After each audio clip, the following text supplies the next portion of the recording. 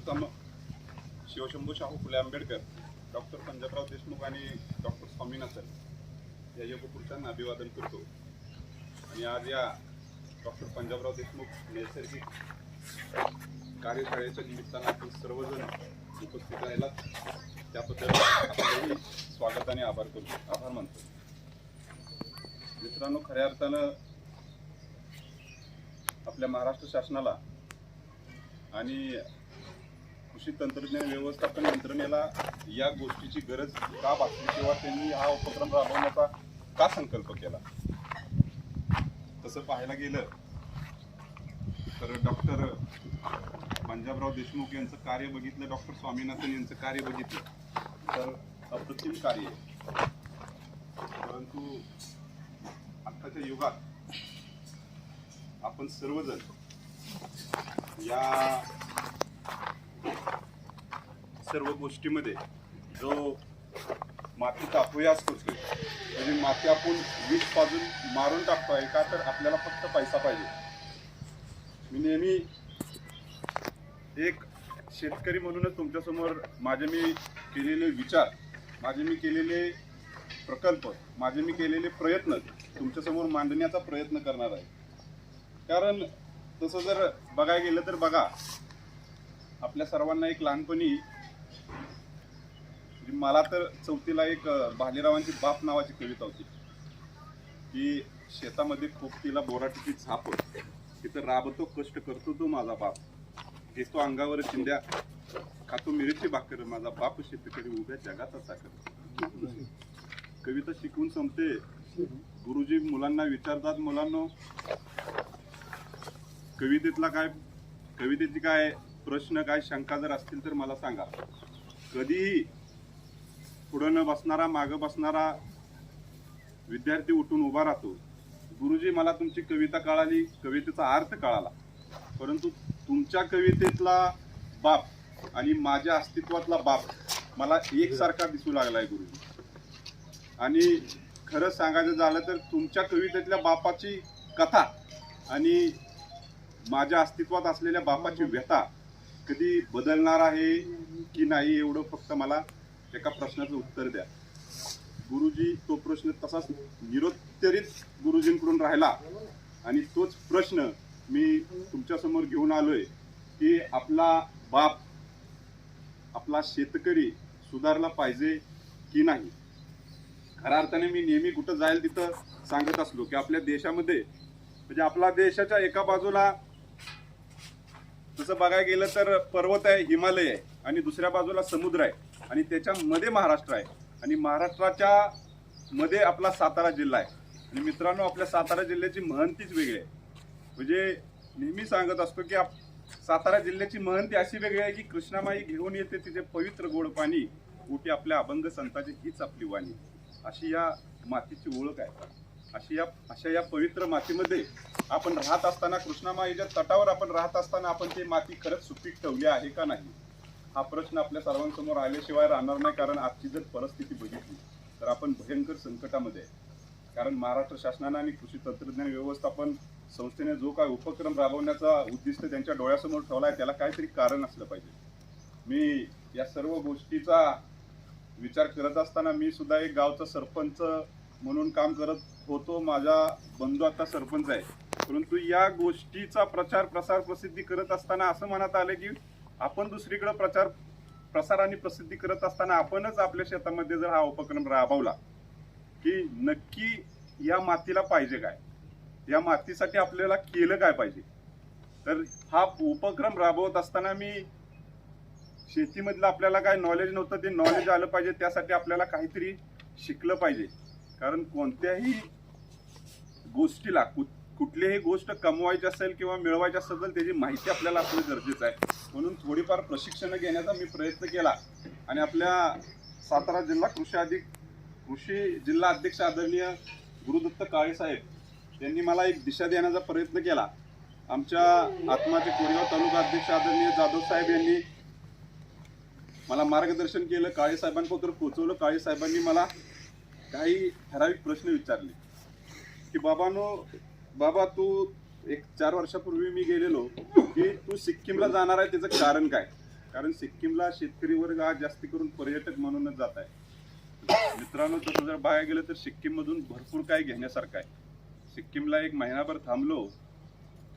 गुरुदत्त काळे साहेबांनी मला 3च प्रश्न विचारले की तुझ्याकडे पहिली गोष्ट पैसा किती आहे, तर ह्या केबिनच्या आत ये.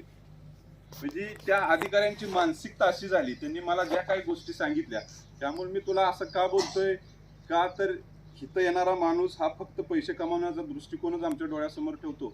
मातीसाठी कोण उपयोग करत नाही, फिरायला येतो फिरायला जातो आणि शेतीसाठी काही त्याचा वापर करत नाही. मी त्यांना विनंती केली, त्यांनी मला सहकार्य केलं आणि सिक्कीमला पाठवलं. मित्रांनो, सिक्कीमला गेल्यानंतर खऱ्या अर्थानं माझं ह्या सेंद्रिय शेतीचा खरा गाभा, नैसर्गिक शेती आणि नैसर्गिक शेती कशी गेली पाहिजे तर ती मला सिक्कीममध्ये गेल्यानंतर कळालं.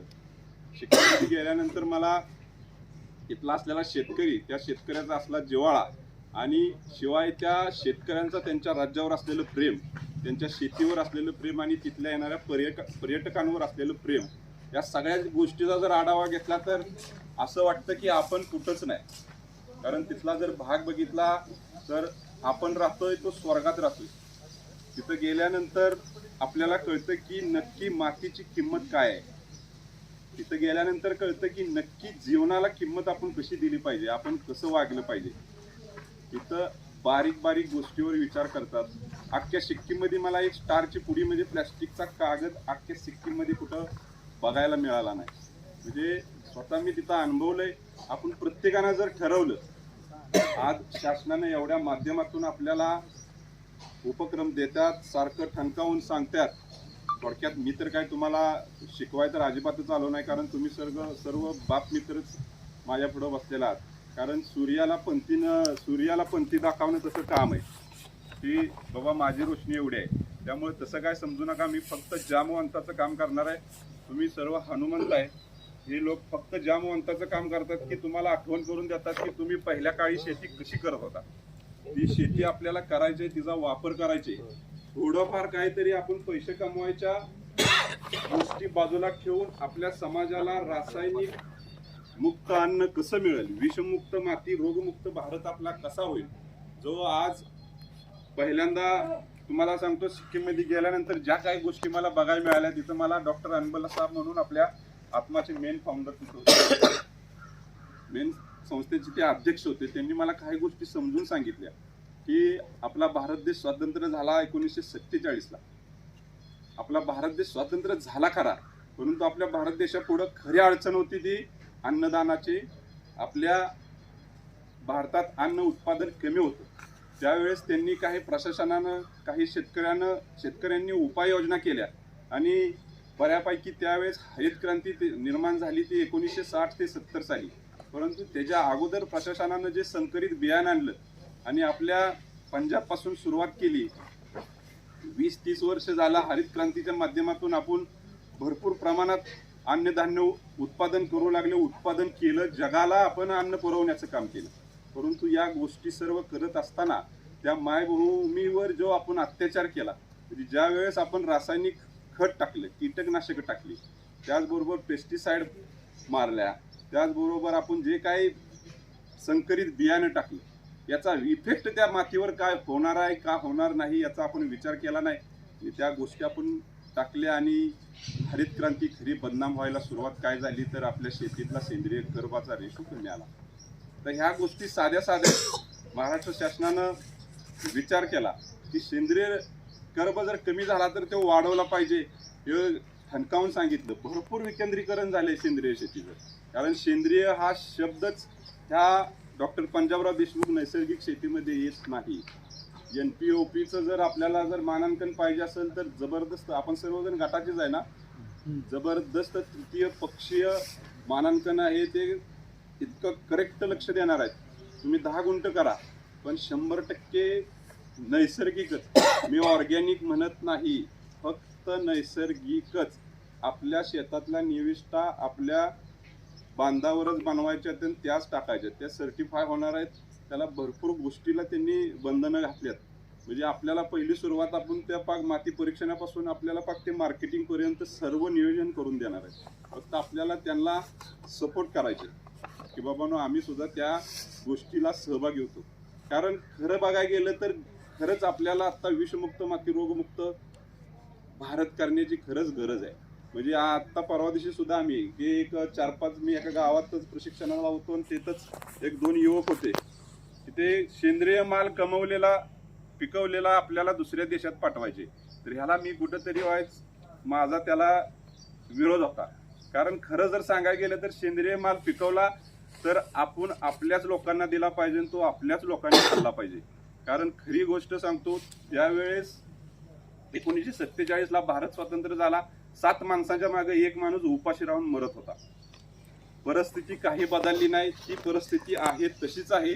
7 माणसाच्या मागे 1 माणूस आजारी पडून मरतोय आणि तो मरत असताना त्या घराला कर्जबाजारी करून जातोय. हे वस्तुस्थिती आहे. हे प्रत्येकाच्या किमान गावातल्या 30% लोकांच्या बरोबर घडत राहतंय. आणि ते जर थांबवायचं असेल तर आपण सर्वांनी शासनानं सांगितलेल्या क्रायटेरियापासून आपण त्यांना जर सपोर्ट केला आणि आपण थोडी शेती जर सर्वांनी मिळून केली तर 100% माती आपल्याला सपोर्ट करेल. फक्त मातीला तिचं जे आहे तेच आपल्याला द्यायचे. तर त्यासाठी सर्वजण मला सहकार्य करा. तुम्हाला जे काय माहिती आहे ते मला सांगा. मला जे माहिती आहे ते मी तुमच्यापर्यंत पोहोचवण्याचा प्रयत्न करतो.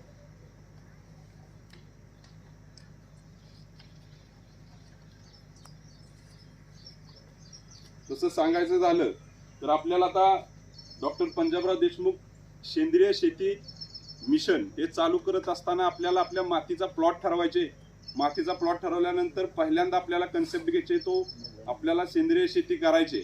मग जी आपण माती नैसर्गिक शेती करायची, जी माती आपल्याला निसर्गाच्या रिलेटेड करायचे, त्या मातीतली गुणवत्ता, त्या मातीतले घटक आपल्याला माहिती असणं गरजेचं आहे. त्यासाठी सर्वात पहिल्यांदा आपल्याला सर्वांना काय करायचे तर आपल्याला मातीचं परीक्षण करायचे. हे स्वतः शासन आपल्याला निशुल्क म्हणजे फक्त 15 ते 14 पॅरामीटर आपल्याला 35 रुपयामध्ये करून देणार आहेत. त्यासाठी आपल्या गटानं एकत्र माती कलेक्ट करा. फक्त त्याच्या पिशव्या वेगळ्या, त्याच्यावर 7-12 आधार कार्ड जोडून त्या पिशव्या वेगळ्या करा. मी तुम्हाला आता माती कशी घ्यायची, मातीचा नमुना हा 100% निशुल्क तपासला जाणार आहे. सगळे घटक ते आपल्याला पुढच्या आठवड्यात काढायचे. सांगितलं आम्हाला नाही झाले काल झालं क्लिअर झालं का? निशुल्क. आपल्याला जर शासन एवढं सपोर्ट करतंय तर मला सांगा, आपण जर एखादी पॅरासिटामॉल जरी घ्यायची म्हणली तरी त्याच्यात कुठले कंटेंट्स आहेत कुठले कंटेंट्स नाहीत याची चौकशी करतो. आपण जर एखादं पीक घ्यायचं तर त्या पिकाच्या गोष्टीला जे 70% काम करते ती माती करते. त्या मातीमध्ये आपल्या किती घटक आहेत, किती घटक नाहीत, किती रासायनिक घटक, तर मला वाटतं आपण शोधू शकत नाही, त्याला भरपूर खर्च आहे. परंतु सिक्कीममध्ये मला एकच गोष्ट सांगितली, तुला जर सेंद्रिय शेती करायची तर स्वतःशी निश्चय कर की तुला सेंद्रिय नैसर्गिक राहायचंय. तू स्वतःशी निश्चय कर की मी केमिकलला हात लावणार नाही. तिथं आपल्या जिल्ह्याचे खासदार आदरणीय श्रीनिवासजी पाटील सर यांनी एक ऍक्ट बनवलाय. ते राज्यपाल असताना त्यांनी ऍक्ट बनवलाय की जर ह्या राज्यात जर केमिकल सापडलं तर 3 वर्ष शिक्षा आणि 25,000 रुपये दंड. म्हणजे ह्या गोष्टी, त्यांचं क्षेत्र कमी आहे, तिथलं लोकसंख्या कमी आहे, या दृष्टीने त्यांनी तो ऍक्ट बनवला. पण तो आपल्या भारतात आपण त्याचा वापर करू शकत नाही. काय तर लोकसंख्येच्या अभावाखातीर आपण तेवढं सेंद्रिय नैसर्गिक माल आपण उत्पादन करू शकत नाही. म्हणून काही गोष्टीला आपल्याला बाजू देऊन पुढं चाल करत असताना थोडी का होईना आपल्याला नैसर्गिक शेती करणं गरजेचं आहे. कारण मला वाटतं आपण सगळे आलोय ते स्कॉलरशिपचे विद्यार्थी आलोय. कारण तसं बघायला गेलं तर महत्वाचे लोकच सेंद्रिय शेतीकडे नैसर्गिक शेतीकडे वळण्यासाठी प्रयत्न करतात. त्यासाठी आपल्याला करत असताना पहिल्यांदा मित्रांनो माती परीक्षण करायचे. आता माती परीक्षण करण्याचं नियोजन तुम्हाला मी सांगतो. आता जर माझा एक 20 गुंठ्याचा प्लॉट आहे, मी तो ऑर्गॅनिक साठी घेतलाय.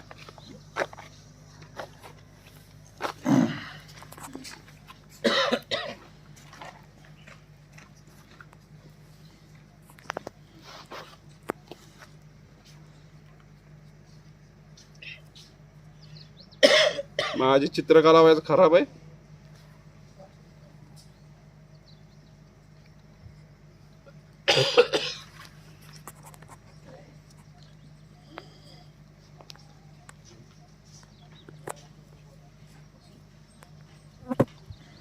आपल्याला 5 फूट बांधाच्या कडेची माती सोडायची. 5 फूट चारी बाजूची माती सोडायची. तिथली माती परीक्षण घ्यायचं नाही. 5 फूट घेतल्यानंतर इथं एक काठी उभी करायची. डाव्या बाजूला आपल्याला जेवढं अंतर आहे तेव्हा निम्म्यापर्यंत जायचे. तिथं एक काठी उभी करायची, इथं एक काठी उभी करायची आणि इथं एक काठी उभी करायची आणि इथं एक. पुन्हा नंतर इथं एक काठी उभी करायची, इथं एक काठी उभी करायची, इथं एक काठी उभी करायची, इथं एक काठी उभी करायची आणि इथं एक. 1 2 3 4 5 6 7 8 प्रत्येक ठिकाणची 250-250 ग्रॅम माती घेतली तरी चालतंय, 500-500 ग्रॅम घेतली तरी चालतंय. आता ही माती आपण गोळा केली. ही माती गोळा करत असताना आपल्याला कुठल्याही स्टीलचा, कुठल्याही धातूचा त्या मातीशी संपर्क आला नाही पाहिजे. फक्त आपल्याला एक प्लॅस्टिकचं सॅनिटाईज स्टेरॉइल केलेला जरी आपण एखादी गोष्ट घेतली तरी चालतंय, किंवा लाकडाचा चमचा किंवा आपण कळकाची जरी ही घेतलं तरी त्यानं ते चमचा पद्धतीचं करून जर आपण माती काढून घेतली तरी चालतंय. माती हाताने सुद्धा घ्यायची नाही. शक्यतो 250-250 ग्रॅमच घ्या.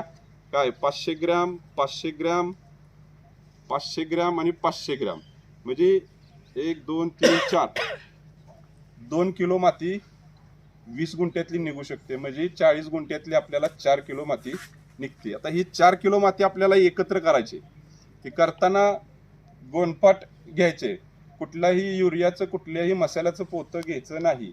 कुठल्याही केमिकलची गोष्ट त्या मातीशी कनेक्ट झाली नाही पाहिजे. आता त्याच्यानंतर आपल्याला माती आपल्याला प्रयोगशाळेत पाठवायचे.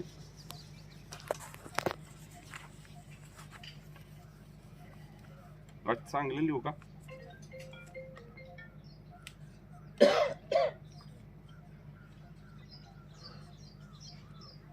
दिसतंय ना? माती परीक्षण कोणी कोणी केलंय हो?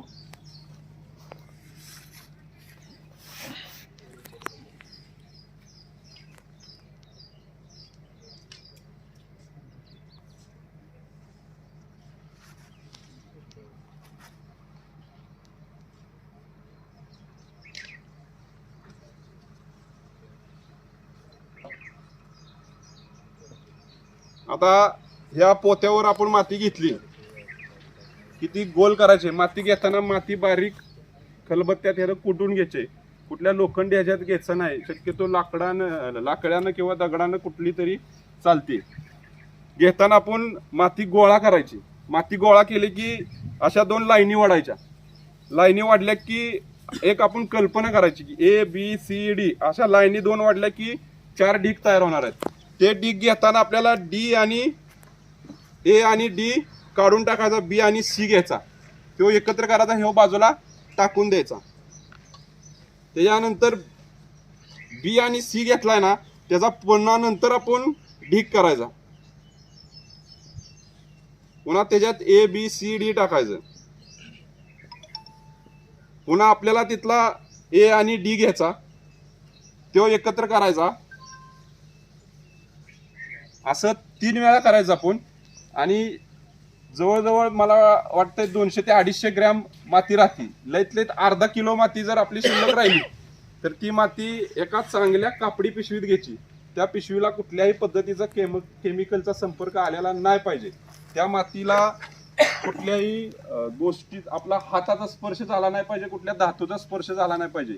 सर्वांनी गटांनी मिळून अशा प्रत्येकाच्या पिशव्या गोळा करा, त्या पिशवीला 7 भरा आणि आपलं आधार कार्ड लावा आणि आपल्या साहेबांपाशी आणून द्या. ते तुम्हाला मातीचा रिपोर्ट सांगतील. आता मातीचा रिपोर्ट येईपर्यंत आपल्याला मातीवर काम करायचे. मातीचा रिपोर्ट याला आपल्याला 10 ते 15 दिवस तरी जाणारच आहे. आपल्याला आता इथून पुढं मातीवर काम करायचे. मग मातीवर काम करायचं झालं तर मित्रांनो, आपण सर्वजण आज एक मोठ्या भयंकर विषाणूच्या ह्याच्यातून जगलेलो आहे. कोविड-19चा विषाणू जो होता त्यानं अहंकार घातला. आता थोडक्यात आपल्याला शेती करायची तर आपल्या डोळ्याच्या पलीकडे असणारी दुनिया, ज्याला आपण मायक्रोब म्हणतो, त्या मायक्रोबची सुद्धा आपण कृतज्ञता व्यक्त केली पाहिजे. आज मला कळालं आमचे सर इथं रोज अग्निहोत्र करतात. खऱ्या अर्थानं मी आता माझा छोटा बंधू गावचा सरपंच आहे. माझ्या कोरेगाव तालुक्यात, माझ्या स्वतःच्या कोरेगावात मी 5000 गाड्या सॅनिटाईज केल्यात. स्वतः डोक्यावर पाठीवर पंप घेऊन त्याच्या हातात गन, स्वतः आम्ही दोघांनी गाड्या सॅनिटाईज केल्यात आणि स्वतः मास्क पहिल्या दिवसापासून आम्ही कोरोना बंद होईपर्यंत दोघंही ऍक्टिव्ह होतो. अग्निहोत्राची पुण्याई, माझ्या देशी गायची पुण्याई, आई वडिलांची पुण्याई का गावातल्या असलेल्या लोकांची पुण्याई आम्हाला माहित नाही, परंतु आम्ही दोघंही पॉझिटिव्ह सापडलो नाही. म्हणजे या गोष्टीचा कुठंतरी आध्यात्मिक गोष्टीला आपण न जोडता आपण एक निसर्गाशी रिलेटेड राहिलो, निसर्गाबरोबर एकरूप राहिलो, निसर्गाचं काळजी केली म्हणून निसर्गाने सुद्धा आम्हाला त्याच्या जवळ जाऊन दिलं नाही किंवा त्याला आमच्यात प्रवेश करून दिला नाही. हे स्वतः मी अनुभवलेल्या गोष्टी सांगतोय. मी माझा रिपोर्ट बघा, मी 7 ते 8 वेळा मला वाटतं टेस्ट केली, अजिबात पॉझिटिव्ह आलो नाही. म्हणजे ह्या गोष्टी आपल्याला कळत्यात, फक्त आपण त्या मार्गाने जात नाही. कारण खरं जर सांगायचं झालं तर असं कुठलंच यंत्र नाही की तिथं भाकरी घातली की रक्त तयार होतं. आपण मस्त चंद्रावर मंगळावर जाऊ, परंतु असं कुठलंच यंत्र नाही बनवू शकलो की तिथं भाकरी घातली की रक्त तयार होतं. त्या शरीराची आपल्याला कृतज्ञता मानली पाहिजे, कृतज्ञता व्यक्त केली पाहिजे. एक आपण आपल्या पद्धतीनं जगू, कसंही वागू, परंतु त्या शरीराची कृतज्ञता व्यक्त करणं हे आपलं पहिलं कर्तव्य आहे. त्याच्यानंतर जे शरीर आपण ज्याच्या जीवावर जगतोय, ज्याच्यातून आपल्याला पीक मिळतंय, त्याच्यातून आपण अन्न खातोय, त्या मातीला म्हणजे अशी कुठली गोष्ट नाही की तिथं बियाणं ठेवलं की ती बियाणं उगवून येतंय आणि आपल्याला ते अन्न देतंय. तर ती माती, तिला आपण काही जरी नाही मागवलं तरी ती फळ देतंय, आपण ते खातोय आणि त्याच्यावर जगतोय. त्या मातीची कृतज्ञता आपण व्यक्त केली पाहिजे. आणि ती कृतज्ञता व्यक्त करत असताना सर्वात पहिल्यांदा प्रत्येकानं, माझी इच्छा आहे की एक तांब्याचं भांड, देशी गाईची शेण, एक तांदूळ, थोडंसं गोमूत्र शिंपडलं तरी चालतंय आणि कापूर आणि तूप देशी गाईचंच पाहिजे. रोज सकाळी जर आपल्या घराच्या आणि शेताभोवती जर अग्निहोत्र केलं तर त्या मायक्रोबला अप्रतिम चांगलं असं ऑक्सिजन मिळतो, त्यांना कार्बन डायऑक्साईड मिळतो. ह्या सगळ्या गोष्टी त्यांना पॉझिटिव्ह आहेत. त्या गोष्टी त्यांच्याबरोबर आपल्याला सुद्धा मिळतात.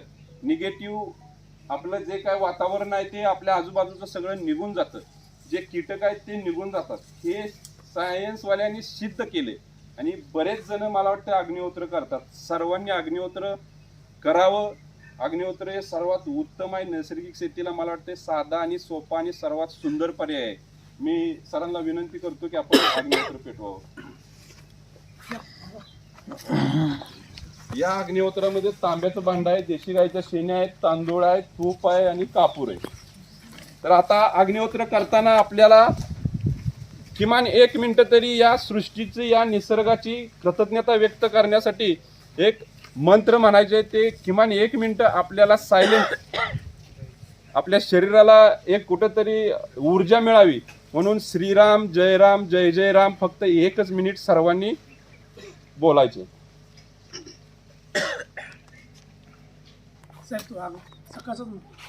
श्रीराम जय राम जय जय राम, श्रीराम जय राम जय जय राम, श्रीराम जय राम जय जय राम, श्रीराम जय राम जय जय राम, श्रीराम जय राम जय जय राम, श्रीराम जय राम जय जय राम, श्रीराम जय राम जय जय राम, श्रीराम जय राम जय जय राम. धन्यवाद. एक आपल्या मनाची बोळी भावना असेल किंवा एखादी कुठली निगेटिव्ह गोष्ट असेल, निगेटिव्ह गोष्ट निघून जाणार, आपल्याला एक पॉझिटिव्ह ऊर्जा मिळणार. आणि ह्या गोष्टी तुम्ही करून बघा, 100% आपल्याला त्याचा लाभ मिळाल्याशिवाय राहणार नाही. यातून वाईट असं काही घडणार नाही. अग्निहोत्र रोज करा, सर्वांसाठी सर्वात उत्तम. आता आपल्याला माती परीक्षण कोणी केलंय का? तुम्ही केले? आपल्या काय शेतीतल्या मातीचा सेंद्रिय कर्बाचा रेशो काय आला? 0.80. त्यांच्यासाठी टाळ्या वाजवा. कारण खरंच मला तर वाटतं ते सेंद्रिय नैसर्गिक शेतीच करत असतील. कारण आता आपण जर आपल्या प्रत्येक शेतकऱ्याच्या मातीचा जर रेशो बघितला, 100% त्याचा ऊस 110-120 टन जाईल. परंतु त्याच्या मातीचा जर सेंद्रिय कर्बाचा रेशो बघितला तर 0.3, 0.7च्या आसपास आहे. म्हणजे या गोष्टी आपण किती अडचणीत निघालोय. एक आपल्या कनेरी मठाचे अदृश्य काळ सिद्धेश्वर महाराज त्यांचं एक युट्यूबवर भाषण आहे बघा. ज्या वेळेस आपलं आता 32 ते 35 ते 40च्या आसपास टेम्परेचर जाते, जर अजून 1 ते 2% जर टेम्परेचर वाढलं तर इथं तण सुद्धा उगवणार नाही. आणि हे टेम्परेचर वाढायचं कारण मानव आहे. कारण या पृथ्वीला आपली गरज नाही, पृथ्वीलाच नाही कुठल्याच गोष्टीला आपली गरज नाही. हे फक्त आपल्या डोक्याच्या, थोडक्यात आपल्या डोक्यामध्ये जो मेंदू आहे त्या मेंदू आपला चालतोय, आपल्याला बोलायला लावतोय आणि त्याच्यामुळे आपण निसर्गाच्या पुढं पाय टाकण्याचा प्रयत्न करतोय. परंतु मानव जातीला माहित नाही की जिथं आपल्या मानवाची बुद्धी संपते तिथून निसर्गाची बुद्धी चालू होती. आणि हे आपण बऱ्याच ठिकाणी बघितलंय. एक छोटासा कोरोना व्हायरस असेल जो दिसत नाही पण अख्खं जग हलवलं. थोडीशी पृथ्वी हलवली तर अख्खं माळीन गाव गायब झालं. म्हणजे ह्या गोष्टी आपल्या मेंदूच्या पलीकडच्या आहेत. त्या सगळ्यांच्या लक्षात आल्या पाहिजेत की आपल्याला आपली माती टिकवणं गरजेचं आहे. आणि त्याच्यासाठी आपल्या सर्वांनी मातीच्या बरोबर आपण शेती करणं तरच शेती. मातीवर अत्याचार करून शेती करण्यापेक्षा मातीला घेऊन जर आपण शेती केली तर एकदम सुंदर शेती होते. स्वतः उदाहरण मी आहे. माझा आत्ता 20 ते 20-25 गुंठ्यामध्ये माझा आत्ता 30 ते 35 टन ऊस गेला. म्हणजे मला माझ्या एका मित्राचा सर त्यानं 1,05,000 रुपये खर्च केला. त्याचा ऊस गेला 90 टन, 90 का 80 टन ऊस गेला. त्याचे पैसे झाले 2,40,000 रुपये. आणि माझ्या पैशाचा रेशो आणि त्याच्या पैशाचा रेशो आला तर मला 10-20,000 रुपये जास्तच मिळाले. टनेज माझं कमी आलं थोडं, परंतु माझा खर्च 5 आणि 10,000 रुपये आला. म्हणजे थोडक्यात जे जुन्नरची 10 टन थेरी आहे त्या पद्धतीनं जर आपण केला कन्सेप्ट, म्हणजे आता थोडक्यात कसं झालंय, तुम्ही रासायनिक खतावर विश्वास ठेवू ना. मग इकडून तिकडून निविष्ठा गोळा केल्या तर तुम्ही काय ठेवणार आहे विश्वास? कारण प्रत्येकाचं त्या सेंद्रिय शेतीचं, नैसर्गिक शेतीचं इतकं विकेंद्रीकरण झालंय की आपण आता विश्वास ठेवायला तयार नाही. त्यासाठी सर्वांनी कुठंतरी त्याला एक सायन्सची जोड आहे, ह्या गोष्टी कलेक्ट करा आणि त्या गोष्टीवरच वापर करा, त्या गोष्टीचाच विचार करा की बाबा तुम्हाला जर एखादी गोष्ट माहिती असेल की बाबा भोसले तुम्ही चुकताय, या गोष्टी अशी नाही हे अशा आहे, तरी मला सांगितलं तरी बरं वाटेल. कारण मी काय शिक्षण घेऊन इथं तुम्हाला सांगायला नाही, मी स्वतः प्रॅक्टिकली काय गोष्टी केल्यात म्हणून मी तुम्हाला इथं दाखवायला आलो आणि त्या सर्वात मला स्वतः रिझल्टेबल आहेत म्हणून मी तुम्हाला सांगायला आलो. तर सर्वांनी या गोष्टीचा वापर करा, त्या गोष्टीनं चालण्याचा प्रयत्न करा. माती परीक्षण हे सर्वात पहिला कन्सेप्ट आहे. डॉक्टर पंजाबराव देशमुख नैसर्गिक शेती मिशनचा पहिला कन्सेप्ट आहे आपली माती परीक्षण. ग्रुपला सगळ्या विनंती करा की माती परीक्षणासाठी सर्वांनी एकत्र माती आणा आणि एकत्र ग्रुप वाईज द्या. त्यांची काहीतरी रिक्वायरमेंट 2.5-3 हेक्टर आहे ना, म्हणजे 2.5-3 हेक्टरची तरी किमान असावी असं काय? मातीचा नमुना 1 हेक्टर 2.5 एकराचा एक. तर आता पहिली गोष्ट ह्या योजनेतलं एकच सांगतो म्हणजे थोडक्यात वृक्ष, पीक आणि आपण एक अटॅच आहे. आपल्या दोघांचं जर गोष्टी काही चेक केल्या तर त्या सेमच आहे. कारण ते नाही तर आपण नाही, आपण नाही तर ते नाही. म्हणजे आपण फक्त मानवच हा विषय नाही. तर तुम्हाला सांगतो, प्राणी असेल, मानव असेल, पक्षी असेल किंवा गांडूळ असतील किंवा जीवाणू असतील, म्हणजे गांडुळापर्यंत आपण प्राणीच बघू शकतो. गांडुळाच्या पलीकडे आपल्याला मायक्रोस्कोपचा वापर करावा लागतो, पण ते सुद्धा प्राणीच आहेत. ते सुद्धा आज जमिनीमध्ये चालणाऱ्याच गोष्टी आहेत. ह्या सर्व गोष्टी जर जमिनीत आहेत तर वृक्ष आहे, आणि वृक्ष आहेत तर ह्या सगळ्या गोष्टी स्टेबल आहेत. त्याच्यातल्या आपण चैनी काय तोडत गेलोय. त्या चैनी तोडल्यामुळे आज आपल्यावर ही वेळ आली. म्हणजे थोडक्यात भौतिक, रासायनिक आणि जैविक ह्या 3 ज्या गोष्टी आहेत त्याच्यातल्या आपण रासायनिकवर जास्त कॉन्सन्ट्रेशन केलं, त्याच्यामुळं आपली भौतिक आणि जैविक गोष्टी डिस्टर्ब झाल्या. ते आपल्याला व्यवस्थित करायचे. त्याच्यासाठी आपल्याला नैसर्गिक शेती करायची. त्याचा एक छोटासा कन्सेप्ट सांगतो मी तुम्हाला.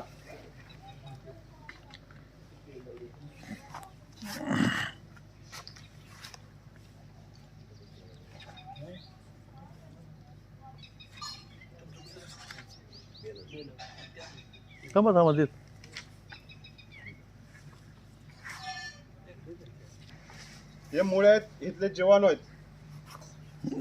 प्राणी, मानव, पक्षी, कल्चर, जीवाणू या आपल्या पृथ्वीवरचे घटक आहेत. आता थोडक्यात सांगायचं झालं तर ह्यांची विष्ठा ह्यांना अवेलेबल आहे आणि ह्यांची विष्ठा आपल्याला अवेलेबल आहे. म्हणजे ह्या विष्ठेवरच आपण जगू शकतो आणि ह्यांच्या विष्ठेवरच हे जगू शकतात. हे तत्व आहे. हे तत्व डिस्टर्ब झाले की त्यातला एक प्राणी नष्ट होणार. म्हणजे थोडक्यात गांडूळ आपण रासायनिक खत टाकून मारून टाकले. सर्वात महत्वाचं युरिया किती जण टाकतात? सगळेच टाकतात. आता पुन्हा त्यांच्यासाठी टाळ्या वाजवा. नाही आमच्याकडे आता आम्ही ही नैसर्गिक शेती मी सेंद्रिय आमच्याकडे युरिया गेली 2008 पासून हा विषय टाकतच नाही. खरंच ह्या दोघांना मानलं पाहिजे. तुम्हाला खरंच सांगतो, सर्वांना विनंती करतो की युरिया अजिबात जमिनीत टाकू नका. सर्वजण युरिया जमिनीमध्ये टाकता. मला सांगा युरियामध्ये किती टक्के नत्र आहे? 46% नायट्रोजन आहे. आता मला सांगा बाकीचं 54% काय आहे? मी प्रत्येक गावाला हे कन्सेप्ट सांगतो. बाकीचं 54% काय आहे? तुम्ही ज्या वेळेस एखादी खत आपल्या शेतामध्ये टाकता त्या खताची आपल्याला इत्थंभूत माहिती पाहिजे. ती जिवंत आहे हो, आपली ती आहे. आपल्याला त्या गोष्टीची करेक्ट माहिती पाहिजे. मला सांगा की 54% नायट्रोजन आहे, 46% नायट्रोजन आहे, 54% हाय काय? आपल्याला हे गोष्टीचा कधी म्हणजे ज्यांनी बनवलाय त्यांनी कधी सांगण्याचा प्रयत्न केला नाही किंवा काय सांगितलं नसेल. परंतु मित्रांनो तुम्हाला सांगतो की 54% हे टार्कोलिन आहे. म्हणजे जे टार्कोलिन आपल्याला आता सध्या एवढे आपल्या देशामध्ये जे डांबर होतंय, डांबरी रस्ते होतात, ते 54%. म्हणजे मला सांगा आपण आपल्या शेतामध्ये डांबर टाकतोय, 54% नत्र टाकतोय. जे नत्र अवेलेबल स्थितीमध्ये आहे आपल्याला फक्त ते उपलब्ध करून द्यायचे तेव्हा आहेत. त्या जीवाणूंची माहिती फक्त तुमच्यापर्यंत पोहोचली तर तो नत्र अवेलेबल पिकाला होऊ शकतो.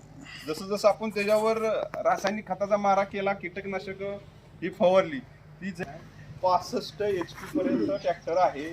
मला सांगा 65 HP याचा लॉंग फॉर्म काय आहे? Horse power. म्हणजे 65 घोड्याची ताकद. ती 1.5 ते 2 फूट माती जर पलटी मारायला जर लागत असेल तर त्या जमिनीनं आपल्यासाठी काय केलं पाहिजे मला सांगा.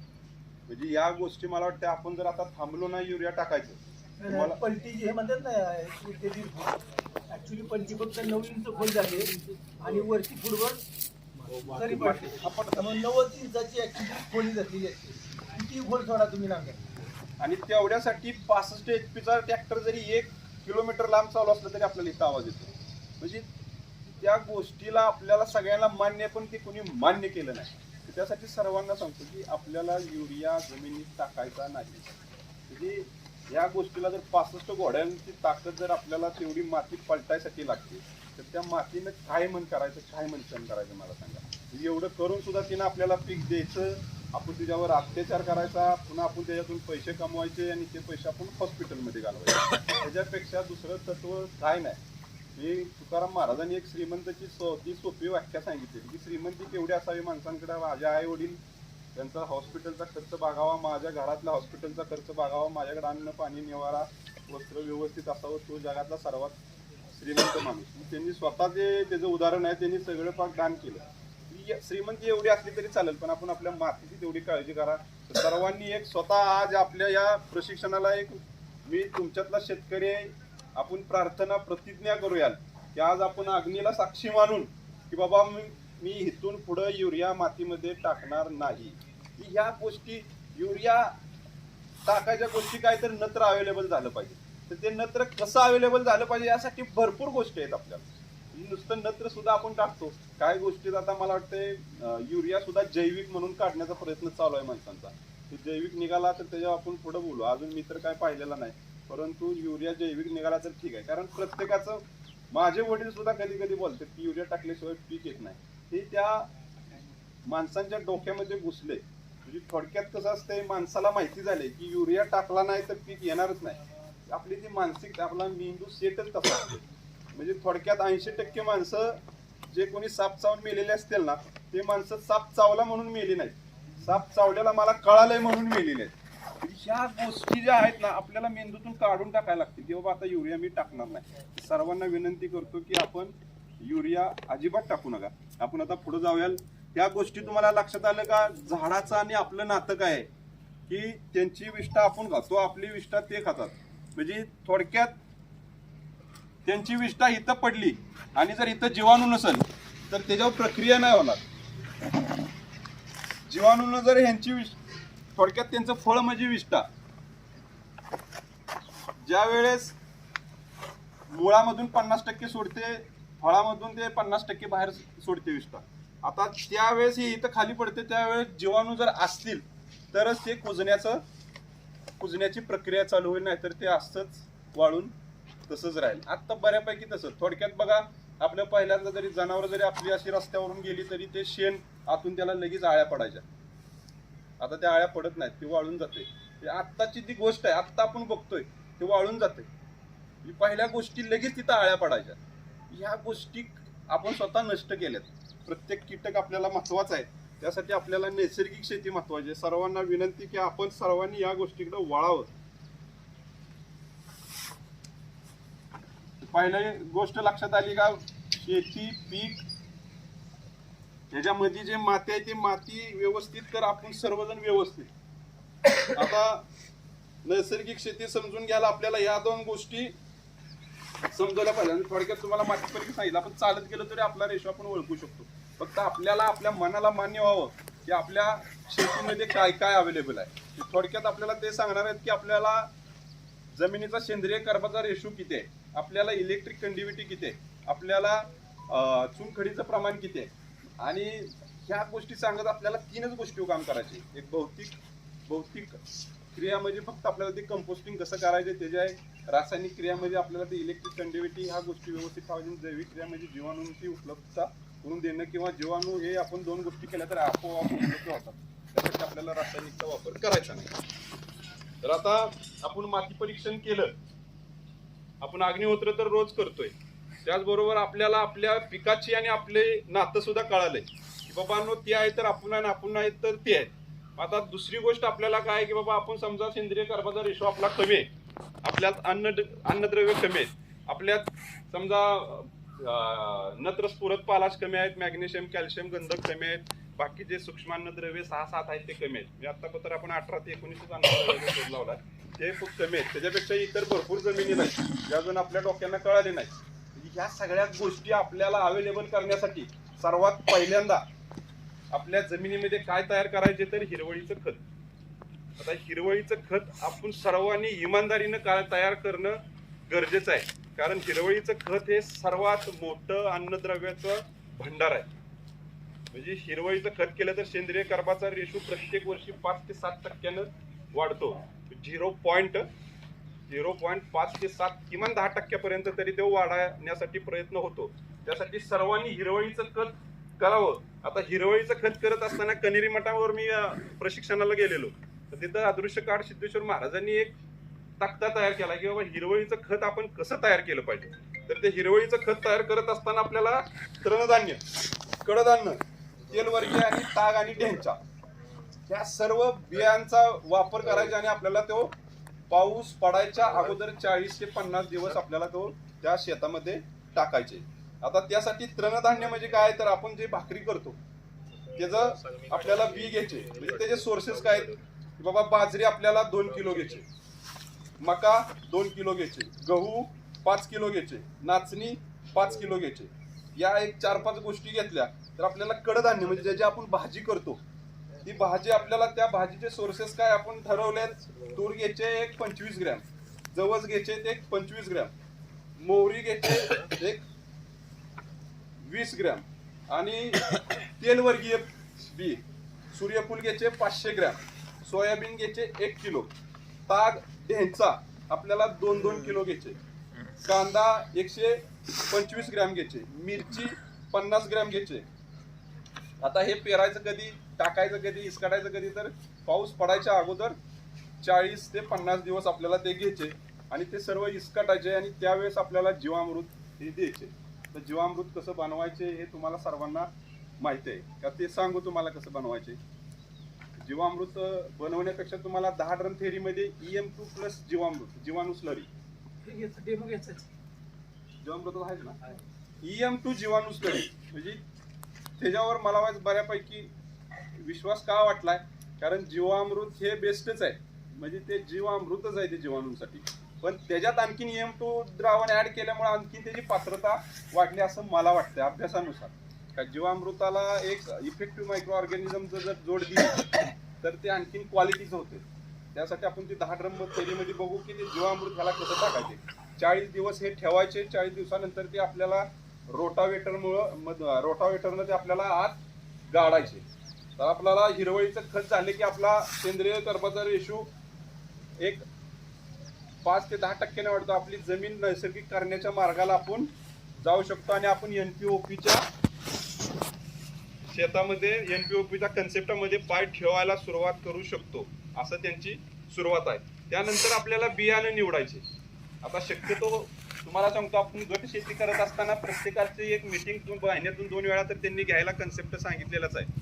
आता तो कन्सेप्ट घेत असताना प्रत्येकानं विचार करा की ते आपल्याला बियाणं शक्यतो ऑर्गॅनिक असावं, नैसर्गिक असावं आणि ते नैसर्गिक होऊन आपल्याला त्या बियावर एक काही ट्रायकोडर्माची प्रक्रिया करायची आणि मगच ते पेरायचे.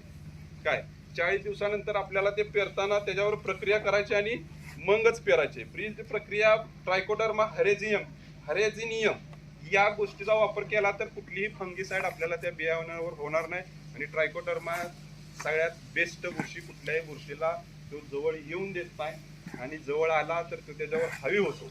आणि सर्वात महत्त्वाची गोष्ट म्हणजे त्याच्यातून सुद्धा जे काय ऍसिड्स निघतात ते आपल्या पिकाच्या टर्फलाला लागलं तर ते टर्फल जर साईडला झालं बी उगवल्यानंतर तर ते पुन्हा मल्टिप्लाय होतं आणि त्या ट्रायकोडर्मातून निघणारे जे काय ऍसिड्स आहेत ते पिकाला अन्नद्रव्य म्हणून सुद्धा त्याचा वापर होतोय. ट्रायकोडर्मा ही अशी गोष्ट आहे की काट्याने काटा कसा काढायचा असतो तर ते ट्रायकोडर्मा काम करतो. त्यासाठी ट्रायकोडर्माचा प्रत्येकानं वापर अभ्यास करून करा. त्याचबरोबर आपण बियाणं पेरलं, बीज प्रक्रिया केली म्हणजे थोडक्यात एक ते गाणं होतं बघा की काय बीज थैतय नाचतय ढोल ढग ढोल वाजत आहे. त्यावेळेस आपल्याला निसर्गाचा आढावा घ्यायचे. ते करत असताना आपल्याला समजा आपलं पीक बऱ्यापैकी 1 महिन्याचं 2 महिन्याचं झालं तर आपल्याला एक आच्छादन म्हणून त्याची प्रक्रिया करणं लय गरजेचं आहे. आता आच्छादन करण्यासाठी काय आपल्याला करायचे, आता पीक पेरल्यानंतर सुद्धा ते डोस कसे द्यायचे ते आपल्याला 10 ड्रम थेरीमध्ये सांगणार आहे की बाबा पीक आपण बियाणं लावताना कुठला डोस द्यायचे, त्याच्या अगोदर 5 दिवस कुठला डोस द्यायचे, त्याच्यानंतर कुठला द्यायचे हे आपण त्यावेळेस 10 ड्रम थेरीमध्ये पाहूया. पण आच्छादन म्हणजे पहिल्यांदा आपल्याला माती परीक्षण करायचे. आपण वृक्षाची आणि आपली माती ओळखली, आपण माती परीक्षण केलं की आपण दशधान्य पेरा म्हणजे थोडक्यात हिरवळीचं खत केलं की आपण बियाणं चांगल्या पद्धतीनं म्हणजे तुकाराम महाराज सुद्धा म्हणल्यात की बाबा शुद्ध बीजापोटी फळे रसाळ गोमटी, म्हणजे या गोष्टी सगळ्या मान्य आहेत. आपण बियाणं चांगलं घ्या आणि त्याच्यावर चांगलं प्रक्रिया करा आणि त्याचा वापर आपल्या जमिनीमध्ये करण्याचा प्रयत्न करा. आणि आच्छादन यासाठी करायचं की आच्छादन केल्यानंतर आपल्याला एक नैसर्गिकरित्या ह्युमस मिळतो. म्हणजे आता शासनाचा खरा उपक्रम, मी अल्बर्ट हावर्ड नावाचं एक पुस्तक वाचलं. त्या पुस्तकामध्ये ह्युमस थोडक्यात आपण सेंद्रिय कर्ब म्हणतो. ह्युमसमध्ये सेंद्रिय कर्बामध्ये ह्युमसचं प्रमाण चांगलं असतंय. तर तो सेंद्रिय कर्ब आणि ह्युमस जे वाहून जाण्याचं प्रमाण आहे आपल्या जमिनीमधून वाहून जाण्याचं प्रमाण भरपूर झालंय. म्हणजे थोडक्यात मगाशी मी तुम्हाला सांगितलं ना, सेंद्रिय म्हणजे थोडक्यात कार्बन डायऑक्साईड, सेंद्रिय कर्ब ह्या 2 गोष्टीत, हवेत आणि मातीत, ह्या दोन्ही गोष्टीत असतं. आता आपल्या मातीतला वाहून समुद्रामध्ये स्थिर झालाय सेंद्रिय कर्ब आणि हवेतला कार्बन डायऑक्साईड वाढलाय. हवेतला कार्बन डायऑक्साईड वाढला असल्यामुळं आपल्या मातीवर कार्बन डायऑक्साईड सेंद्रिय कर्बाचं प्रमाण नसल्यामुळं ते ऑब्झर्व करणं, ते कॅच करणं झाले. त्यामुळे आपल्या वातावरणात टेम्परेचर वाढले आणि त्या टेम्परेचरला आपण बळी पडतोय. आता तो बळी जाऊ नये म्हणून यांनी सेंद्रिय कर्बाचा रेशो आपल्या मातीवर वाढावा. कारण सेंद्रिय कर्बाचा रेशो आपण आपल्या फक्त पैशासाठी समाप्त केलाय. शेती हे कमी माध्यम आहे. पण मित्रांनो, सेंद्रिय कर्बाचा रेशो नष्ट करण्यासाठी पहिली गोष्ट आहे आपण रासायनिक खतं टाकली, कीटकनाशकं मारली, तणनाशकं मारली.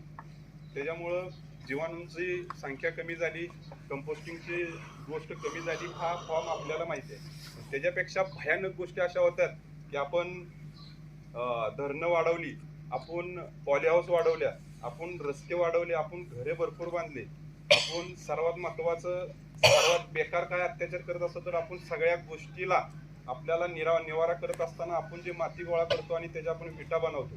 सगळ्यात मोठा अत्याचार कुठं होत असेल तर वीटभट्ट्या. म्हणजे सर्वात मोठा अत्याचार ते काय तर माती वरचाच थर फक्त गोळा केला जातो आणि त्या मातीचीच विटा बनवल्या जातात आणि त्या विटात जे माती निर्जीव होती ती माती पुन्हा सजीव होऊ शकत नाही. म्हणजे सगळ्यात बेकार कुठली गोष्ट आहे तर त्या विटा बनवणं थांबल्या पाहिजे. त्याच्यासाठी काहीतरी वेगळा उपक्रम आपण राबवला पाहिजे. सगळ्या गोष्टीतून आपण सेंद्रिय कर्ब नष्ट करत चाललोय, तिच्यावर अत्याचार करत चाललोय. कारण एका मातीच्या कणाला बनायला हजारो वर्ष लागतात आणि तो आपण असा इझिली समाप्त करत चाललोय. तिने तरी आपल्याला किती सहकार्य देतं. त्यासाठी सेंद्रिय कर्बाचा रेशो करत असताना आपल्या मानवाला जेवढं शक्य होतंय तर ते सर्वात महत्वाचं काय आहे तर आच्छादन, हिरवळीचं खत. 25% पाणी, 25% हवा, 5% कर्ब आणि 45% खनिज द्रव्य हे आपल्या जमिनीतलं सूत्र आहे. आता हे सूत्र डिस्टर्ब झालं म्हणून आपण अडचणीत आहे. म्हणजे ह्या रासायनिक गोष्टीमुळे एकतर कर्बाचं प्रमाण कमी झालं, जीवाणूंचं प्रमाण कमी झालं, पाणी आपण प्रमाणापेक्षा जास्त दिलं, त्याचबरोबर खनिज द्रव्य आपण प्रमाणापेक्षा जास्त टाकलीत. त्याच्यामुळे हे सगळं डिस्टर्ब झाले. आपल्याला हे एवढं सगळं केलं आपण, म्हणजे सेंद्रिय माती परीक्षण केलं, हिरवळीचं खतं केलं, आपण पद्धतीने खतं दिली. पुढं तुम्हाला ते आहेत गांडूळ खत हे ते पुढं मी सांगणारच आहे. या सगळ्या गोष्टीचं केलं की आपल्या जमिनीचा रेशो असा तयार झाला की ह्या पृथ्वीवर कोणी असा नाही की ह्याला चेस केल्यानंतर बाबा पीक मला उत्पादन देणार नाही. या गोष्टी आपल्याला इसरायला नाहीत. ह्या गोष्टीनं आपण एवढ्या गोष्टी आपल्या अवेलेबल राहिल्या तर आपण जो गोळा केला आणि बेताडावर टाकला तर तो फुटलाच पाहिजे. डोळा झाकून टाकला तरी तो फुटणार. या गोष्टी सर्वात महत्वाच्या आहेत, लक्षात ठेवा की 25% आपल्याला पाणी द्यायचे, 25% हवा द्यायचे, 25% कर्ब आणि 5% कर्ब आणि 45% खनिज. आता थोडक्यात आपण बघा नैसर्गिक शेती करत असताना आपल्याला पाणी द्यायची व्यवस्था कशी करायची. पाणी द्यायची व्यवस्था आपल्याला पाणी योग्य प्रमाणात मिळावं. आपण जर सगळ्या सरांनी जर पाणी दिलं तर ते पाण्याचं प्रमाण जास्त होणार, हवेचं प्रमाण कमी होणार. म्हणजे थोडक्यात तिथं वापसा पद्धत राहिली पाहिजे. वापसा पद्धत राहत असताना आपल्याला काय करायचे, एका सरीला पाणी दिलं की मधल्या सरीला पाणी द्यायचं नाही, दुसऱ्या सरीला पाणी द्यायचं, दुसऱ्या सरीला पाणी दिलं की तिसऱ्या सरीला पाणी द्यायचं नाही, चौथ्या सरीला पाणी द्यायचं, तिसऱ्या दिवशी तेच पाणी आपल्याला त्या सरीला द्यायचं, त्या सरीला द्यायचं नाही. 100% वापसा पद्धत आपल्या जमिनीमध्ये राहिली पाहिजे. म्हणजे जेवढं पाणी मिळालं पाहिजे तेवढीच हवा मिळाली पाहिजे. या गोष्टी जर आपण व्यवस्थित ठेवल्या तर त्यांना अन्नद्रव्य अपटेक करण्यासाठी व्यवस्थित जातं. हे गोष्ट फक्त लक्षात ठेवा की आपल्याला ही गोष्ट लक्षात आली. ही गोष्ट लक्षात आली का?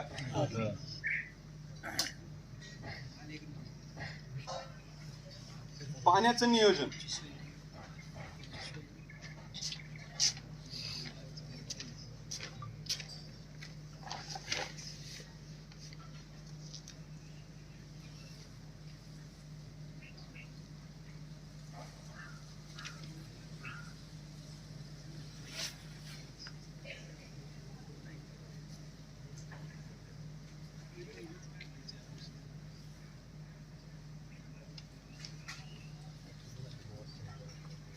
आपल्याला ह्या सरीला पाणी दिलं की ह्या सरीला द्यायचं नाही आणि ह्या सरीला दिलं की ह्या सरीला द्यायचं नाही.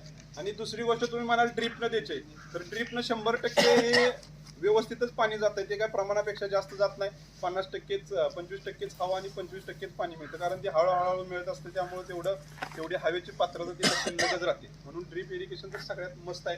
ड्रीप असेल तर आपल्याला काय याचा वापर करायचाच नाही. ज्यावेळेस आपल्याला पाट पाण्यानं द्यायचे पाणी त्यावेळेस आपल्याला ह्या पद्धतीनं पाणी द्यायचे. आणि सेंद्रिय शेती करत असताना शक्यतो ड्रीपचाच वापर करा, सगळ्यात बेस्ट राहील.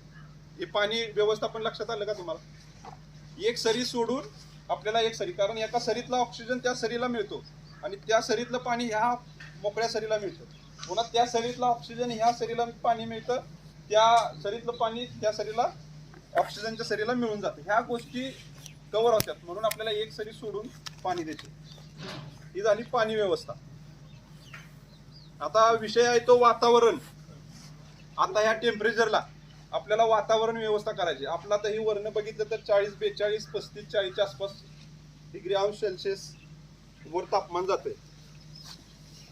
तर आपल्याला सगळ्यात बेस्ट नैसर्गिक एसी आपण ज्याला म्हणतो, संपूर्ण चारी बाजूला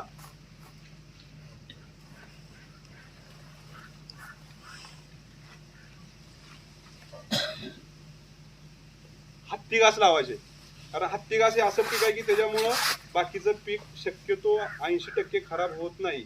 आणि हत्ती घास लावल्यामुळं आपलं जो वाऱ्याचं झुळूक येतं, हत्ती घास हे कमी पाण्यात जास्त नत्र असल्यामुळं हवा थंड राहते, पानं हिरवी असल्यामुळं हवा थंड वाहते आणि किमान एक 25 ते 30 फूट हवा थंड राहते. थोडक्यात आता आपण झाडाखाली जरी थांबलो तरी आपल्याला ती येणारी हवा का तर वरनं आपल्याला ते तेवढं हे आहे, त्या हिरव्या ह्याच्यातून सूर्यप्रकाश ट्रान्सफर होतोय, त्याच्यामुळे आपल्याला ती गार वाटते. त्या गोष्टीनं जर आपण हत्ती घास जर लावला, हत्ती घास 25 ते 30 फूट उंच जातो आणि 25-30 फूट नाही पण 18 ते 20 फूट तर जातच असेल. त्यामुळं आपल्या त्या मातीला गार हवा मिळते. आणि ते करण्यासाठी किमान आपल्याला जर तिचं अंतर इथं 30 फूट पाहिजे, त्यानंतर पुन्हा 30 फूट आणि नंतर 30 फूट. म्हणजे जर आपलं क्षेत्र असं जर चौकोनी असेल, आपल्याला जर ते सेंद्रिय करायचे आणि एक 100-150 फूट आहे, तर आपल्याला 30-30 फुटावर एक सरी आपल्याला हत्ती घासाचीच घेते. तर त्यावेळेस ते नैसर्गिक वातावरण मेंटेन राहणार, आपल्या पिकाला कुठल्याही उन्हाचा तडाखा बसणार नाही. आणि हे रिसर्च केलंय.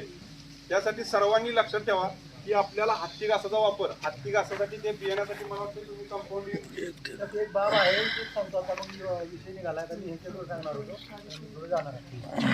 आपल्याला एक पहिल्या वर्षी किमान 3 गोष्टी करायच्या. त्यामध्ये जैविक कुंपण हा एक शब्द. पाण्याची व्यवस्था सुद्धा व्यवस्थित मिळावी. आता पाण्याची व्यवस्था करत असताना तुम्हाला आणखीन एक गोष्ट की बाबा आपल्या पाण्याचा TDS किती आहे, आपल्या पाण्याचा pH किती आहे, त्याच्या गोष्टी सुद्धा आपल्याला माहिती असणं गरजेचं आहे. आपलं ते सुद्धा पाण्यावर सुद्धा 60 ते 70% आपण त्यावर लक्ष ठेवलं पाहिजे. बाबा आपल्या जर पुण्यामध्ये 2200 ते 2800 पावसात TDS गेलाय, तर पुण्यामध्ये मी स्वतः आम्हाला दाखवला. आता आपला TDS 140 ते 170-180 आसपास आहे. आपल्या इथला सातारचा मला वाटते 200 180. आपण चेक करू, माझ्याकडे TDS मीटर आहे. आरोचं पाणी नाही नाही, TDS म्हणजे पाण्यात विरघळलेले क्षाराचं प्रमाण हे वाढलेलं आहे. घरातलं पाणी. डायरेक्ट ह्यालाच बसतो. आधी मध्ये जे कोणी कीटकनाशक रासायनिक असतात मारतात ना, एकदम बकवासगिरी आहे, एकदम बकवासगिरी आहे. कीटक अजून कधी नष्ट झालेत का? किती वर्ष झाले कीटकनाशक तुम्ही मारताय, कीटक एक तरी नष्ट झालाय का? कारण त्याची उन्नती सगळ्यात त्याचा पहिला धर्म काय तर माझी प्रजाती वाढली पाहिजे. आणि ती वाढू नये म्हणून त्याला एक शास्त्रज्ञांनी ती शोधून काढले की बाबा ती कुठं तयार होती, कधी तयार होती, कशी तयार होती. तर ती आपल्याला नष्ट करायचं. ते नष्ट करण्यासाठी आपल्याला पौर्णिमा आणि अमावस्या याच्या अगोदर 2 दिवस ते फवारणी, नुसतं पाणी जरी फवारलं तरी कीटक तिथं बसत नाही, तिथं पुन्हा येत नाही. आणि तो फिरून ते अंडी घालू न शकल्यामुळं किंवा त्यांचं मिलन न झाल्यामुळं तो नष्ट होतो, त्यांची ती साखळी तुटती. आपल्याला एवढंच लक्षात ठेवायचे की कीटकनाशक आपल्याला हे पौर्णिमा आणि अमावस्या याच्या 2 दिवस अगोदर मारायचे. नुसतं पाणी फवारा तरी सुद्धा फरक पडेल, पण आपल्याला त्याच दिवशी मारायचे. आधीमध्ये तुम्ही कितीही कीटकनाशक मारा, काही करा, कीटक आपल्यापेक्षा हुशार असतात, ते पुन्हा अटॅक करणार. एकदा कीटकनाशक मारल्यानंतर पुन्हा मारायची काय गरज आहे का? तरी सुद्धा आपण मारतो, तरी सुद्धा ते जातात का? नाही. तर आपलं मारण्याचं नियोजन चुकीचं आहे. म्हणून सर्वांना विनंती की कीटकनाशक, नैसर्गिक कीटकनाशक तयार करायचे. आणि ते नैसर्गिक कीटकनाशक आपल्याला फक्त पौर्णिमा आणि अमावस्याच्या 2 दिवस अगोदरच करायचे. कारण शास्त्रीय कारण आहे, त्यांनी शोधून काढलंय. भरती आणि ओहोटी पौर्णिमा अमावस्यालाच येते आणि एक 28 ते 30 दिवसांनी येते. म्हणजे एखाद्या जीवाचं जरी निर्माण व्हायचं म्हणलं तरी थोडक्यात बघा, महिलांना पाळी जरी याची वेळ असली तरी 28 ते 30 दिवसाच्या आसपास नंतरच येते. म्हणजे या गोष्टी कुठंतरी त्याला सायन्स चिकटलाय. आपल्याला ते जर नवीन जीव निर्माण करायचे तर 28 ते 30 दिवस असतात. मग त्या 30 दिवसात तो जीव निर्माण होऊ नये, ती चेन तोडायचे, तर त्याच दिवशी आपल्याला अटॅक करायचे. आपण इतर जर गोष्टीला अटॅक केला तर त्या गोष्टी कव्हर होणार नाहीत. म्हणून पौर्णिमा आणि अमावस्या लक्षात ठेवा. त्याच दिवशी आपल्याला कीटकनाशक फवारायचे. तणनाशक फवारण्यासाठी आपल्याला फक्त जीवामृताचा वापर करायचे. फक्त जीवामृत पीक सोडून पिकाला पाणी द्यायच्या अगोदर 1 दिवस जीवामृत सोडायचं. फक्त तणावर स्पेशल जीवामृत मारा, तण नाहीच होते. ते मला स्वतः यादगीरवार सरांनी सांगितलं. मला सुद्धा ते माहीत नव्हतं, परंतु त्यांनी स्वतः नारळाच्या झाडावर नुसतं जीवामृत मारलं आणि ती झाडं गेली. त्यानंतर त्यांच्या लक्षात आले की जीवामृतानं झाडं जातात. नुसतं जीवामृत एका पंपाला 20 लिटरचं जीवामृत आपण असं साधा 450-500 मिली वापरतो. जे आपण टॉनिक म्हणून त्याच्यात पाण्याचं प्रमाण. तणनाशक म्हणून फक्त जीवामृत पिकावर मारायचं नाही. फक्त तणावर आपल्याला जीवामृत मारायचे. तण नष्ट होतं आणि जे काही कुजतं ते आपल्याला अवेलेबल होतं. म्हणजे ह्या गोष्टी सगळ्यात उत्तम. तणनाशक सुद्धा आपल्याला फक्त जीवामृताचा वापर करायचा. त्याच्यात आपण ह्याच्या देशी गाईच्या गोमूत्राचं जरी प्रमाण वाढवलं पण काही गरज नाही, कारण ऑलरेडीच आपण 5-6 लिटर ते टाकलेलंच असते. त्यासाठी जीवामृत फक्त तणनाशकासाठी वापरा. एवढ्या सगळ्या गोष्टी केल्या की आपल्याला ज्या गोष्टी करायचे एवढं सगळं कशासाठी करतोय आपण. आपला भारत देश आर्थिक सक्षम व्हावा. विजावच्या आधीवर मारायचा नसताना मारायचा. आपल्याला पीक जर समजा चुकून त्या पिकाला जर लागलेलं असेल, पाणी दिलं की ती सक्षम राहते ना, त्याचा अर्थ कमी होतो. ते आपल्याला द्यायचे. आता एवढ्या सगळ्या गोष्टी आपल्याला कशासाठी करायच्या आहेत की आपला समाज, आपला भारत देश एक विषमुक्त व्हावा. आपली माती विषमुक्ती व्हावी. आपल्या मातीतला सेंद्रिय कर्ब वाढावा आणि आपल्या देशातला पैसा आपल्या देशात राहावा. थोडक्यात आपल्याला जर युरियाचं पोतं घ्यायचं म्हटलं तर आता युरियाच्या पोत्यावर किती किंमत आहे? 2,370 रुपये. तर ते 2,000 रुपये आपलं शासन भरते. युरिया बाहेरून येतोय. मग ते 2,000 रुपये आपल्याच देशात राहावं. युरियाचं पोती जर इथं पडून राहिली तर शासन आणणार नाही. ते जर आणले नाही तर 2,000 रुपये आपले वाचतील. ते 2,000 रुपये आपलेच आहेत, शासनाचे नाहीत. ते 2,000 वाचवायचे असतील तर प्रत्येकानं आपले शक्यतो स्वतःच्या खतात, स्वतःच्या शेतात जे पिकाला निविष्ठा लागतात ते स्वतःच्या बांधावरच बनवा.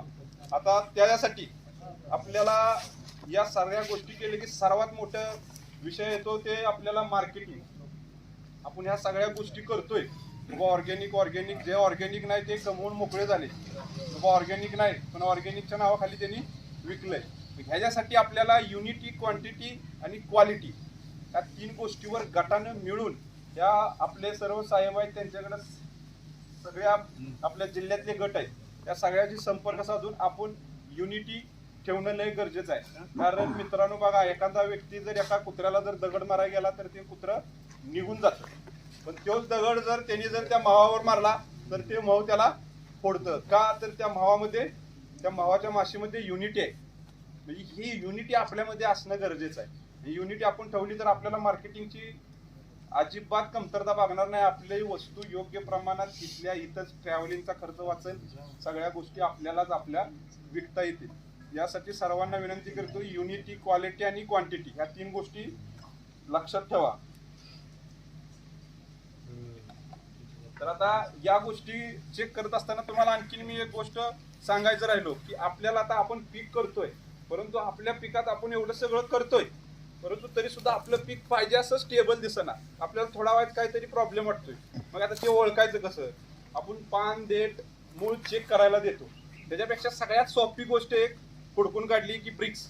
आपण जे ऊस देतो रिकव्हरी करायला, तो ब्रिक्स मीटर आपण जर गटाने मिळून एक घेतला, brix meter, pH meter, TDS meter आणि 3-in-1 डेकोरेटर म्हणून काय डिटेक्टर म्हणून मिळतं, ते जरी घेतलं पण त्याच्यावर माझा एवढा विश्वास नाही कारण ते एवढं क्लिअर दाखवणार. पण एवढं 3 जर गोष्टी आपण घेतल्या तर बऱ्यापैकी आपल्याला सॉइल टेस्टिंगची लॅब छोटीशी आपल्या गटामध्येच तयार होईल. त्याचबरोबर मी दुसरी गोष्ट, आपल्याला या सगळ्या गोष्टी चेकच करायच्या नाहीत. आपल्याला आपला अंदाज पंच अगोदरशात शेती करायची, किमान सेंद्रिय कर्बाचा तरी रेशो माहीत असावा. त्यासाठी ही बायोमीचं टेक्नॉलॉजीचं किट आहे बघा. बायोमीवाल्यांनी ह्याच्यात हे आणि बी द्रावण तयार केले. त्याच्यामध्ये त्यांनी ह्याच्यात मी माझ्या शेतीची माती चेक केली. त्याच्यामध्ये एक चमचा माती टाकायची आणि 1 थेंब हे ए आणि बी द्रावण टाकायचं. हे दिसतंय का? ए आणि बी द्रावण आहे.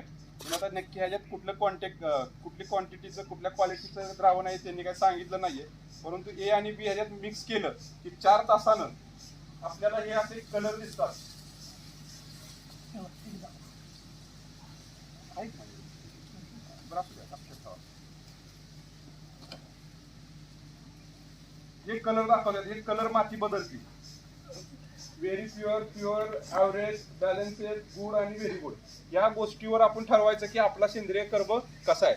जर चांगला असेल तर ठीक आहे, चांगला नसेल तर आपल्याला सेंद्रिय कर्बाच्या हिरवळी खताचा वापर करायचे, आपल्याला आच्छादनाचा वापर करायचे. आच्छादनाचा वापर कंपल्सरी करा, कारण आच्छादन हे इतकं चांगलं आहे की आच्छादन केल्यामुळे काय होतं की जे सूर्याची उष्णता आपली डायरेक्ट ह्याच्यावर पडते, जमिनीवर पडते, आणि ती जेव्हा रिफ्लेक्ट फळावर होती त्यावेळेस फळाला क्रॅश पडतात, कारण ती उष्णता सहन होत नाही. ते आच्छादन ते कलेक्ट करतं, ते रिटर्न माघारी पाठवत नाही. म्हणून आच्छादन हे सगळ्यात बेस्ट पर्याय आहे. आच्छादन प्रत्येकानं करा सेंद्रिय शेती करत असताना. आता आपण ब्रिक्स बघू. कोण येत ह्या गोष्टी आपल्याला माहिती झाल्या पाहिजेत. प्रताप चिपळूणकरांनी त्यावेळेस सांगितलं की सेंद्रिय कर्ब आपल्याला वाढवायचे तर या गोष्टी दोन केल्या पाहिजेत. कुठला तर हिरवळीचं खत आणि आपलं हे आच्छादन.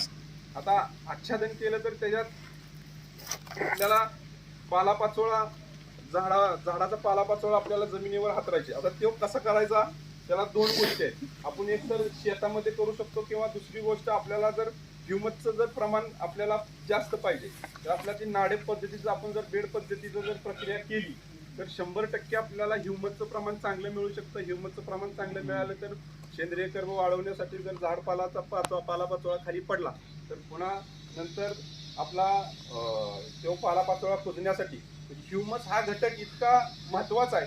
ह्युमस हा घटक आपल्याला पाणी धरून ठेवण्याचं काम, पाणी, माती आणि अन्नद्रव्य धरून ठेवण्याचं काम ह्युमस करतो. आता ह्युमस आणि आपलं पीएच म्हणजे आपला हे काय म्हणतो आपण,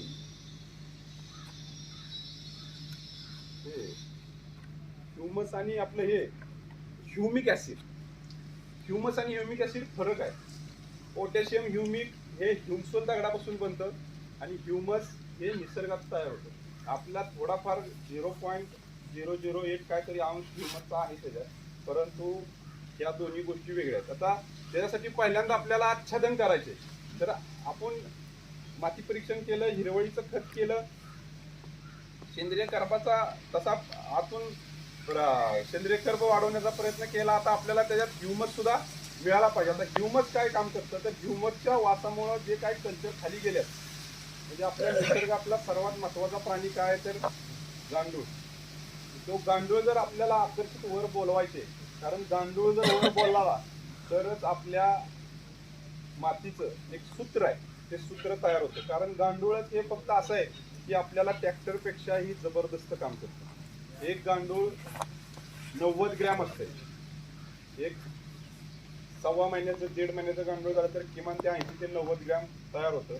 आणि जर तुम्ही जर नैसर्गिक शेती केली तर एका एकरामध्ये किमान 5 ते 7 हजार गांडूळ तुम्हाला अशी अवेलेबल, संख्या जास्तच आहे पण आपण 5 ते 7 हजार रुपये जरी 5 ते 7 हजार जरी गांडूळ जरी पकडली तरी मला सांगा, एक गांडूळ त्याच्या वजना इतकं त्याचं ते कंपोस्टिंग तयार करतं. दिवसभर त्याचं काम चालूच असतं. एक गांडूळ जर आपल्याला 90 ग्रॅम जर खत उपलब्ध करून देत असते, ते खत उपलब्ध करून देत असताना ते जमिनीला ऑक्सिजन मिळण्यासाठी ते वर जाते, एक होल तयार होतो, पुन्हा ते जाताना दुसरा होल करत जाते. म्हणजे ह्या गोष्टीला ते आपल्या जमिनीला ऑक्सिजन देतंय. त्याच्यातून निघणारे ऍसिड्स, जे ऍसिड आहेत ते जे आपल्या जमिनीतल्या जीवाणूंचं अन्न आहे, जे गांडुळाच्या पलीकडे जे जीवाणू आहेत त्यांचं ते अन्न आहे. म्हणजे त्याच्यातून सगळ्या गोष्टी बाहेर पडतात. म्हणजे अमिनो ऍसिड असेल, फुल्विक ऍसिड असेल, सॅक्ट्रिक ऍसिड असेल, या सगळ्या ऍसिड त्याच्या त्वचेतून बाहेर पडतात. आणि त्यामुळं गांडूळ आकर्षित करायला त्याला आवडणारा त्याला एकच गोष्ट आहे की ह्युमस. म्हणजे थोडक्यात त्याचं अन्न आपलं कंपोस्टिंग झालं की प्रोटोजोआ तो खातो, परंतु त्याला सर्वात आकर्षित करणारा घटक कुठला आहे तर ह्युमस. म्हणून ह्युमिक बनवण्यासाठी एक तर तुम्ही पालापाचोळा एकत्र करा आणि ह्युमस वर मारला तरी चालतोय. आणि ह्युमस तयार करण्याची पद्धत पहिली तुम्हाला सांगतो की नाडेप पद्धत कशी करायची तुम्हाला माहिती आहे का? तुम्हाला एक दाखवतो.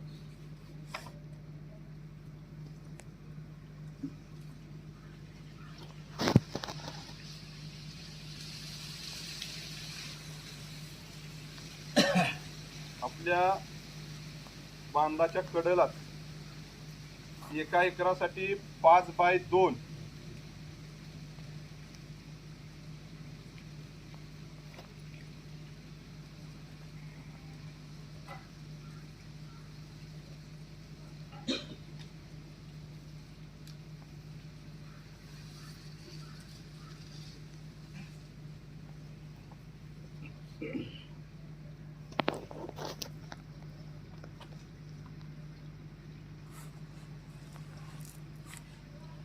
2.5 ते 3 फूट उंच असा हौद तयार करायचा आणि 5x2 चा जर तो हौद केला तर त्या हौदामध्ये खाली मातीचा थर द्यायचा, त्याच्यावर पालापाचोळा टाकायचा, त्याच्यावर मातीचा थर द्यायचा, त्याच्यावर पालापाचोळा टाकायचा आणि त्याच्यावर जर तुम्हाला गोमूत्र टाकायचं झालं तरी टाका, परंतु किमान 5x2 मध्ये 15 लिटर पाणी पहिल्यांदा टाकायचं. तिथं कॉक बसवायचा.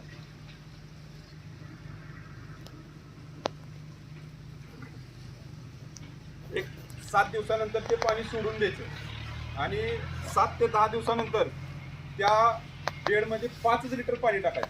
5 लिटर पाणी टाकलं की बघा तुम्ही कुठं उकलण्याच्या कडेला किंवा तिथं पालापाचोळा तिथं जर पाणी साठलं तर ते लाल रंगाचं पाणी तयार होतं. ते एक नंबरचा ह्युमस असतो. हे ह्युमस आपल्याला का चांगलं काम करतो तो कलेक्ट करायचा. तो इथं 5 लिटर रोज कलेक्ट होतो. प्रत्येक पाण्याला आपण जर तो सोडला तर सगळ्यात भारी सेंद्रिय कर्ब वाढवण्याचं काम ह्युमस करतं किंवा ह्युमस फंगीसाइड सुद्धा आहे. या सगळ्या गोष्टी निसर्गात आहे, फक्त निसर्गाचं आहे ते आपल्याला निसर्गाला पुन्हा द्यायचे. ह्या पद्धतीनं नाडे ही प्रक्रिया लक्षात आली ना सगळ्यांच्या. एकदम साधी आणि सोपी प्रक्रिया आहे. आपल्याला ह्या पद्धतीनं मातीचा थर पालापाचोळा, मातीचा थर पालापाचोळा, थोडं गोमूत्र टाकलं तर टाका, नाही टाकलं तरी चालेल. फक्त त्याच्यावर आपल्याला 15 ते 20 लिटर पाणी मारायचं, एक 7, 8, 10 दिवस ठेवायचं. आपल्या लक्षात आलंय की ती बाबा सडायला लागले तर ते सगळं काढून सोडून द्यायचं. पुन्हा नंतर आपल्याला रोज 5 लिटर पाणी टाकायचे आणि रोज 24 तासानंतर ते पाणी आपल्याला कलेक्ट करायचे आणि ते पाणी आपण साईडला बॅलरमध्ये सोडलं तरी ड्रिपनं आपल्याला किंवा पाट पाण्यानं सोडून दिलं तरी चालतंय. सर्वात एक नंबरचा ह्युमस आपल्याला त्याच्यातून मिळू शकतो. हे आपल्या लक्षात आलं की ह्याच्यातून आपल्याला हे नष्ट झालंय, ते विरघळतं काय बाबा आता हे काय कामाचं नाही. ते आपल्या बघितल्यानंतर प्रॅक्टिकली लक्षात येतं किंवा आता ह्याच्यात आर्क राहिला नाही, ते पाण्याचा कलर व्हाईटच राहिलाय, लाल होत नाही. त्यावेळेस ते काढायचं आणि पुन्हा तीच प्रक्रिया आपल्याला चालू करायची. ते लक्षात येतं लाल कलर हा कमी झाला की ह्युमसचं